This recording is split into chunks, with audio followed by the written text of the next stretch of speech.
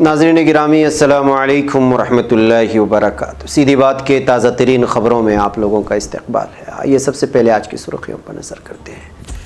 High court کے حکم کے باوجود 1 ماہ کی تاخیر سے غیر ملکی تبلیغی کارکنان کو کیا گیا جیل سے رہا۔ والد نے ملک کی خدمت، بیٹے پر لگا غداری کا الزام۔ القاعدہ سے تعلق رکھنے کے الزام میں گرفتار مامون کے والد ہے ریٹائرڈ فوجی۔ بنگلورو تشدد معاملہ، NIA کی جانچ شروع۔ مسلم لیڈروں اور دانشوروں نے کیا تشویش کا اظہار۔ بہار اسمبلی انتخابات میں اپنی جیت کا جھنڈا گاڑنے کے اسدالدین اویسی کی پارٹی کا الائنس UDSA بنا رہا حکمت عملی۔ ایک نیوکلیائی بم سے امریکہ نے جاپان کو ہلایا تھا، اب اکالی دل کے بم نے PM مودی کو ہلا دیا۔ جسم فروشی کوئی جرم نہیں، بالغ عورت کو اپنی پسند کے پیشے کے انتخاب کرنے کا حق ہے، ممبئی ہائی کورٹ کا عجیب و غریب فیصلہ۔ زرعی بلوں کے خلاف احتجاج جاری، پنجاب کے کسانوں کی ریل روکو تحریک کا تیسرا دن۔ لاک ڈاؤن کے بعد 1 کروڑ سے زیادہ افراد نے ہوائی سفر کیا۔ IIT میں خودکشی کے بڑھتے واقعات سے متعلق عذرداری سپریم کورٹ سے جرمانہ کے ساتھ خارج۔ مشرقی یوکرین میں طیارہ حادثے میں ہلاکتوں کی تعداد بڑھ کر 25 ہوئی۔ افغان سیکورٹی فورسز سے شدید لڑائی میں 65 طالبان جنگجو ہلاک، امن مذاکرات کے درمیان بھی خورز۔ فلسطینیوں کے ساتھ 1917 سے ناانصافیاں جاری، محمود عباس کا اقوام متحدہ میں بیان۔ متحدہ عرب امارات نے F-35 کی خرید کی درخواست دے دی۔ جو قوم اپنی مادری زبان کو فراموش کر دیتی ہے وہ دیگر اقدار سے بھی محروم ہو جاتی ہے، صدر ایردوغان کا بیان۔ ناظرین گرامی السلام علیکم ورحمۃ اللہ وبرکاتہ۔ سیدھی بات کے تازہ ترین خبروں میں آپ لوگوں کا استقبال ہے۔ ناظرین میں انصار عزیز ندوی آج کی تازہ ترین دن بھر سے آئی ہوئی خبریں لے کر کے حاضر ہوا ہوں۔ تفصیلات میں جانے سے پہلے میں آپ کو اطلاع کر دوں کہ آج کے دونوں پرائم ٹائم شائع ہو چکے ہیں، جس میں اہم ترین خبروں پر تبصرہ ہوا ہے، ویڈیوز، وائرل تصویریں، تنقیدی تبصرے سب کچھ ہوئی ہیں۔ جائیں، دیکھیں، دوسروں تک پھیلانے کی کوشش کریں، لنک کو شیئر کریں، ادارے کو مضبوط کریں۔ ناظرین آئیے پہلی خبر کی جانب بڑھتے ہیں۔ ہائی کورٹ کی طرف سے رہائی کا حکم کے باوجود تبلیغی جماعت سے وابستہ 7 انڈونیشیائی شہریوں کو 1 ماہ کی تاخیر کے بعد نینی سینٹرل جیل سے رہا کیا گیا ہے۔ 7 انڈونیشیائی شہریوں کو کورونا وائرس پھیلانے کے الزام میں 6 ماہ پہلے الہ آباد کے تبلیغی مرکز سے گرفتار کیا گیا تھا۔ گرفتار ہونے والے کسی بھی غیر ملکی کارکن میں کورونا وائرس کی تصدیق نہیں ہوئی تھی، لیکن مقامی پولیس نے تمام غیر ملکی شہریوں کو جیل بھیج دیا تھا۔ طویل قانونی جدوجہد کے بعد آخرکار انڈونیشیائی شہری اب اپنے وطن واپس لوٹنے کو آزاد ہیں۔ الہ آباد کے نینی سینٹرل سے غیر ملکی تبلیغی کارکنان کو اب رہا کر دیا گیا ہے۔ جیل سے رہا ہونے والے 7 غیر ملکیوں کا تعلق انڈونیشیا کی تبلیغی جماعت سے ہے۔ ناظرین گرامی، اس نے بچپن سے فوج کی وردی دیکھی ہے، وہ ملک سے غداری نہیں کر سکتا، اگر وہ غدار ہے تو اسے سزا دو۔ یہ الفاظ ہیں فراز علی منڈل کے، جن کے بیٹے المامون کمال کو گزشتہ دنوں NIA نے القاعدہ سے تعلق رکھنے کے الزام میں بنگال کے مرشد آباد سے گرفتار کیا ہے۔ المامون کے والد فوج کی وردی پہنے اپنی تصویر لوگوں کو دکھا رہے ہیں، بتا رہے ہیں کہ المامون ان کا بیٹا ہے۔ فراز علی منڈل کو اس بات کا یقین نہیں آ رہا ہے کہ ان کا بیٹا ملک کے خلاف غداری کر سکتا ہے۔ وہ کہتے ہیں کہ ایک مجاہد کا بیٹا ملک سے غداری کیسے کر سکتا ہے۔ خیال رہے کہ فراز علی منڈل کے بیٹے المامون کمال کو گزشتہ دنوں NIA نے القاعدہ سے تعلق رکھنے کے الزام میں گرفتار کیا ہے۔ فراز علی منڈل 1962 میں چین ہندوستان کی جنگ میں ملک کی دفاع کے لیے رضاکار کی حیثیت سے فوج میں شامل ہوئے تھے۔ ہندوستانی فوج میں شمولیت اور ملک کے لیے لڑنا صرف فراز منڈل کے لیے نہیں بلکہ مرشد آباد کے ان کے پورے گاؤں کے لیے قابل فخر ہے۔ گاؤں کے لوگ آج بھی المامون کے والد کو صاحب کہہ کر پکارتے ہیں اور ان سے بات کرتے ہیں۔ بیٹے کی گرفتاری کے بعد سے فراز علی حیران و پریشان ہیں۔ ناظرین گرامی، 11 اگست کی رات بنگلورو کے DJ ہلّی اور KG ہلّی علاقوں میں پیش آئے تشدد کے معاملے کی اب نیشنل انویسٹیگیشن ایجنسی جانچ کر رہی ہے۔ NIA کی ٹیم نے تشدد سے متاثرہ علاقوں میں بڑے پیمانے پر سرچ آپریشن شروع کیا۔ 24 ستمبر بروز جمعرات کو NIA نے تشدد زدہ علاقوں کے 30 مقامات پر چھاپے مارتے ہوئے ایئر گن، ہتھیار، لوہے کے راڈز اور الیکٹرانک ڈیوائسز ضبط کیے۔ اس طرح کا دعویٰ کیا جا رہا ہے۔ Popular front of India, PFI اور SDPI democratic party of India سے متعلق دستاویزات بھی ضبط کیے۔ اس دوران تشدد کے بعد فرار ہوئے ایک اہم ملزم سید صادق کو NIA نے گرفتار کیا۔ سید صادق بینک میں وصولی ایجنٹ کے طور پر کام کر رہا تھا۔ واضح ہے اس تشدد کے واقعے کی ریاستی حکومت CCB central crime branch police نے جانچ کروا رہی تھی۔ اس دوران حکومت نے معاملے کو NIA کی سپرد کرنے کا فیصلہ لیا۔ قومی تحقیقاتی ادارے NIA نے 3 دنوں قبل معاملہ درج کرتے ہوئے تحقیقات شروع کی۔ دوسری جانب مسلم لیڈروں دانشوروں نے اس پورے معاملے کو NIA کے حوالے کیے جانے پر حیرت کا اظہار کرتے ہوئے افسوسناک بتایا ہے۔ سابق مرکزی وزیر کے رحمان خان نے کہا کہ ملک میں ایک افسوسناک طریقہ اختیار کیا جا رہا ہے۔ کہیں بھی فساد یا تشدد برپا ہوتا ہے، اگر مسلم طبقے کے نوجوان شامل ہو تو اس معاملے کو ایک بڑا ایشو بنا کر پیش کیا جاتا ہے۔ معاملے کو دہشت گردی، منشیات اور دیگر سنگین جرائم سے جوڑ دیا جاتا ہے۔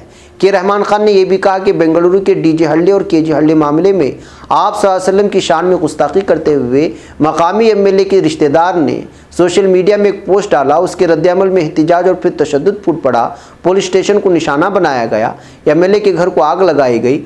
انہوں نے کہا کہ اس طرح کے واقعات کو کسی بھی صورت میں برداشت نہیں کیا جا سکتا، لیکن جس طرح کی تحقیق اور جس طرح ایک طرفہ معاملہ اپنایا جا رہا ہے وہ بہت ہی افسوسناک اور تشویشناک ہے اور بہت ہی زیادہ پریشان کن ہے۔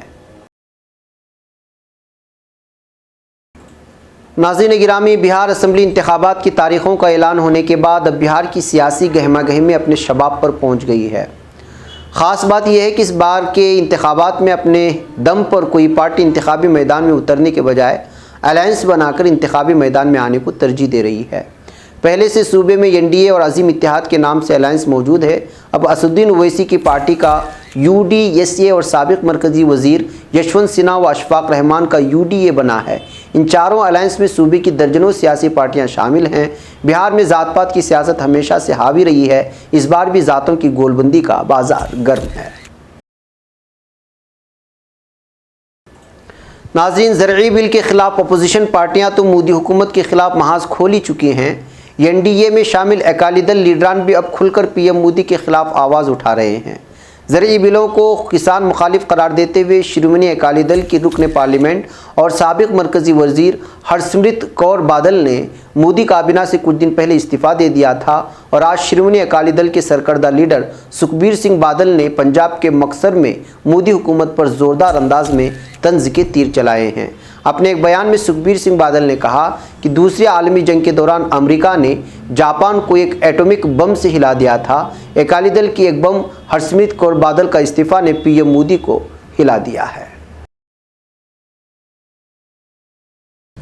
ناظرین، ممبئی ہائی کورٹ نے اپنے ایک حالیہ عجیب و غریب فیصلے میں 3 جسم فروش خواتین کو ایک اصلاحی ادارے سے فوری طور پر رہائی کا حکم دیتے ہوئے مشاہدہ کیا ہے کہ غیر اخلاقی ٹریفک روک تھام ایکٹ 1956 کے تحت جسم فروشی کو کوئی جرم نہیں بنایا گیا ہے، اور یہ کہ ایک بالغ عورت کو اپنے پیشے کا انتخاب کرنے کا حق حاصل ہے اور اس کی رضامندی کے بغیر اسے حراست میں نہیں لیا جا سکتا۔